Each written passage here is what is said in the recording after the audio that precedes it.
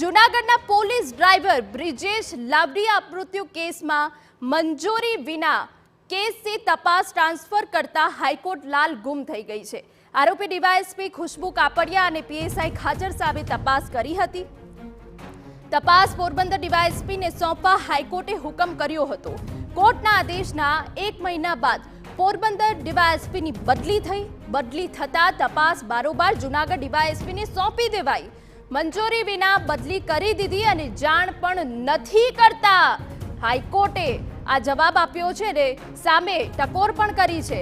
અધિકારી તપાસ બરોબર કરે તો બદલી દેવાના, એવું ન સમજો કે અમને અહીં બેસીને કશું જ ખબર નથી પડતી। આ કેસને લઈને હાઈકોર્ટ ગંભીર છે।